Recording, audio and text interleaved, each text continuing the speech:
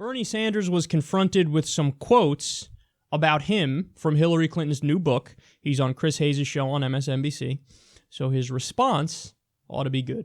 I've read your responses to this portion of Hillary Clinton's book. This is going to happen. You're going to get asked about this. I'm shocked that you're interested in this. Well, no, but here's a portion that I thought got to something that's sort of interestingly deep and substantive and continues in the party today. And this is about the sort of, let's call it the frontier of the possible. The question of what a presidential candidate is selling their voters and what goals they're setting in this sort of trade-off between reality, right? So she says, no matter how bold and progressive my policy proposals were, Bernie was something even bigger, loftier, and leftier, regardless of whether it was realistic or not. And then Jake Sullivan has this analogy to, there's something about Mary, where a deranged hitchhiker says he's come with a brilliant plan. Instead of famous 8-minute abs exercise routine, he's going to market 7-minute abs. It's the same, just quicker. I.e., Bernie Sanders just stole all of Hillary Clinton's ideas. Does anybody really believe that? The truth is, and the real story is, that the ideas that we brought forth during that campaign, which was so crazy and so radical, have increasingly become mainstream. I talked about a $15 an hour minimum wage. Right. Hillary did not. You know what? We got 31 co-sponsors on legislation for $15 an hour minimum wage. Talked about $1 trillion infrastructure. We talked about making healthcare a right of all people through Medicare for all. Medicare for all is becoming mainstream within the Democratic Party. So making public colleges and universities tuition free. Talk to the governor of the state of New York. He's pretty proud of his accomplishment. So what I'm saying here, Chris, is many of the ideas that we talked about, that Secretary Clinton and others said, oh, those are too far out. They are the ideas that are sweeping America, that most Americans now.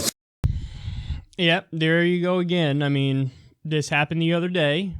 His response when he was asked by other reporters, hey, Hillary seemingly blamed you for her loss here.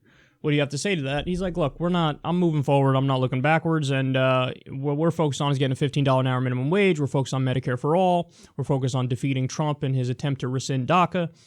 So even given the opportunity, hey, you were personally attacked. Do you want to attack back? He can't do it. He's like, no, here, I'll give you policies. Because that's what a good person does, and that's what somebody who really cares about the issues does. Whereas Hillary, she can't help herself but point the finger at everybody else and talk about it in personal terms. And also just say things that are flatly untrue. So, for example, she makes these two arguments at the same fucking time, and it's amazing to me that she hasn't been able to stop herself or pick one. So, half the time she'll say what she just said right there.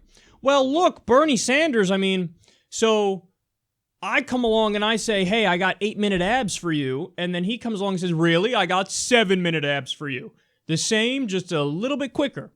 So in other words, Hillary's saying, oh man, I'm putting out all these good ideas. And then he comes along and says, oh yeah, I'll do that plus one. And Hillary Clinton, so what? I agree 90%, 95% with Bernie Sanders, but that last 5% or 10%, that makes all the difference. And so she even said it in her book, didn't matter how bold and progressive and all this stuff I think I was, he always just outdid me.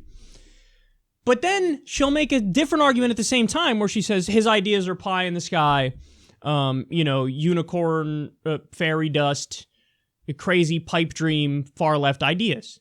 But wait, which is it, Hillary? You don't get to say, crazy, naive, pie in the sky, far left pipe dreams like Medicare for all. And by the way, I agree with 95% of what he says. So then you agree 95% with the fucking pipe dream and the pie in the sky? And no, because she tries to have it both ways. One argument is, what? I agree with him. I don't know what you guys are talking about. We're like the same person, me and Bernie. And oh yeah, Bernie's crazy with his naive, fucking crazy out there policies. Which is it? Which is it? And the point is, she didn't pick one of those arguments. She makes both of them at the same time because she has no real argument against Bernie Sanders. So it's just throw mud against the wall and hope something sticks.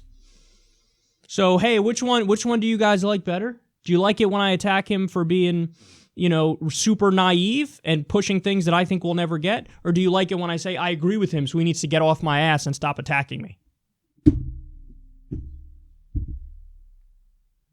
I can't, the other thing that annoyed the shit out of me, how she's like, she admits in her book, Like, you know, hey, I spoke to my own advisor, said, don't really attack Bernie because that's not going to help you. It's going to hurt you. Obama said, look, just grit your teeth and bear it. Don't attack him because that's not going to help you. And she said, oh, I restrained myself. First of all, no, you didn't. You attacked him ruthlessly and in ways that were super hacky. But second of all, she's admitting in her book, like, oh, it's all about strategy. You know, it's all about how should I frame this thing that I am trying to say? What is the best way to spin this to try to get my argument across? So in other words, in her book, she's not saying, hey, where's the substantive disagreements me and Bernie have, and I'm going to say, here's why my policy is better than his policy.